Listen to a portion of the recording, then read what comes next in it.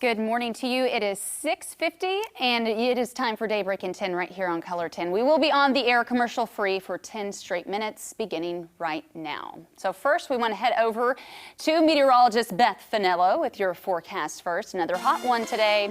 Yeah, better grab the extra bottle of water as you head through the day today because you are going to need it. Right now we've got a couple of scattered showers, not looking at widespread rain, and a couple of clouds out there. Sun is up, but it is hot already. 77 degrees right now in Springfield. South and east wind at 11 miles per hour. Dew points in the middle 70s at 78 in Joplin, 76 in Monette. Very soupy, very sticky. Dew points in the lower 70s. They'll stay there through the day today.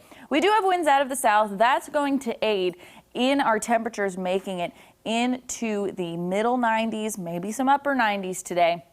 We'll have a mix of sun and clouds through the day today, and shower chances and storm chances possible by this afternoon. Temperatures topping off again in the middle 90s. Our feel-like temperatures today will be in the triple digits. We have shower chances, especially healthiest to the north and to the east. That's where we could see one strong or two severe storms.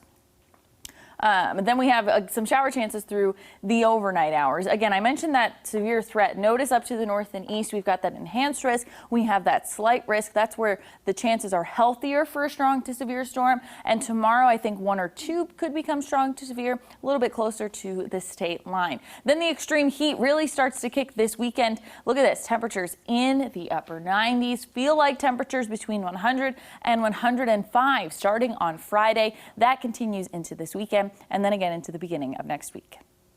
While you were sleeping, the Greene County Sheriff's Office started looking for a missing teenager. Kimberly Faye Nichols was reported by her family as a runaway. She was last seen leaving her home in the 4800 block of East Utica Street in Springfield.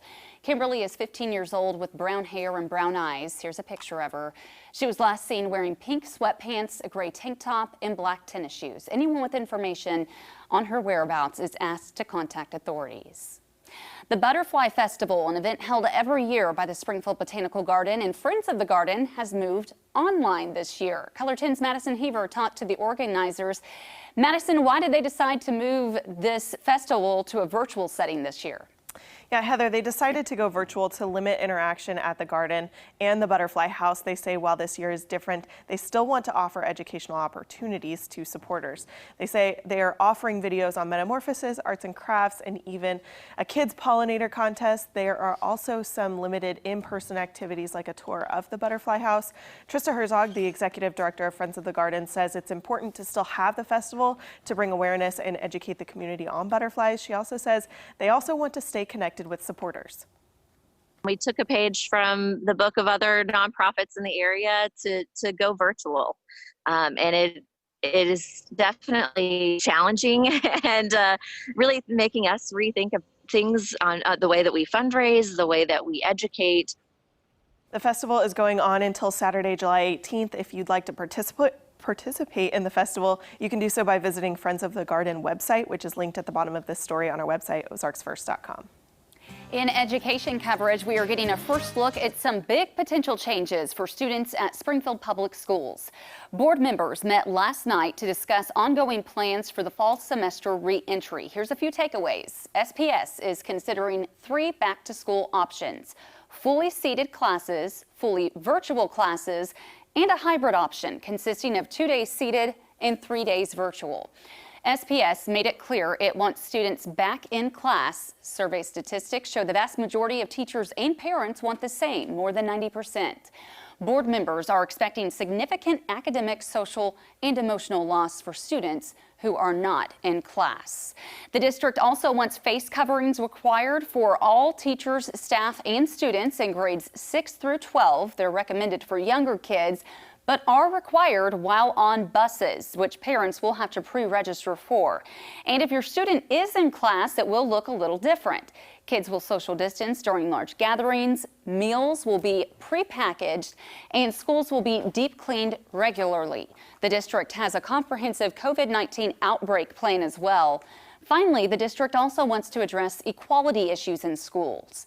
Teachers can expect cultural consciousness training. Some students may get instruction on, quote, justice and anti-racism. No specifics were given.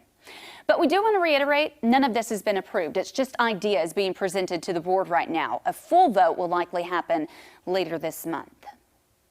And the mask ordinance passed at City Council Monday night. Not only will Springfield residents be required to wear a mask in public, but the capacity limits at restaurants and other businesses will also be extended.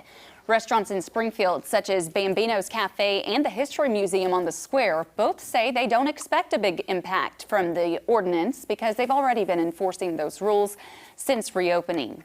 The employees at both places already wear masks.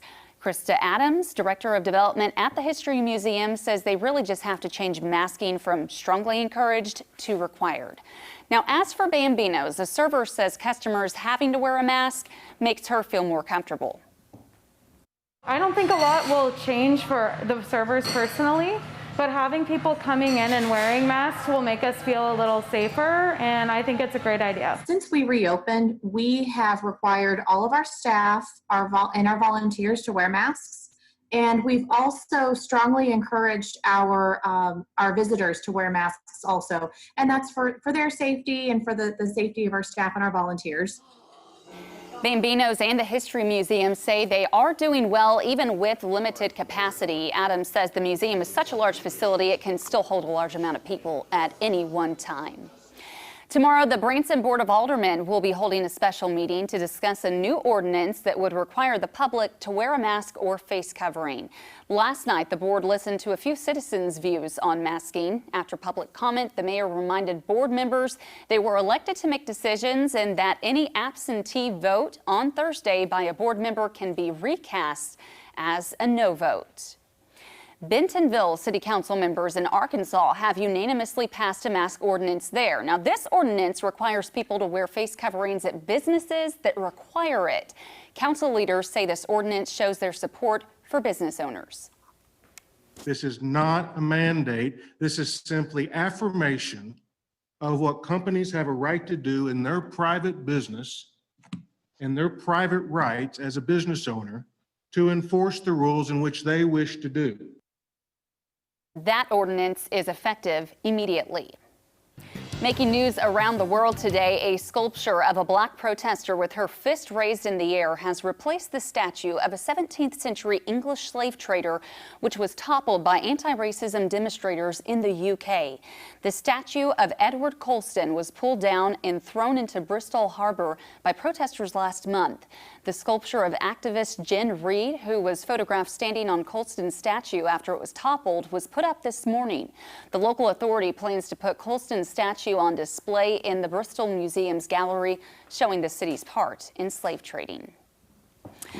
And that is a look at what is making headlines as we are waking up on a Wednesday morning.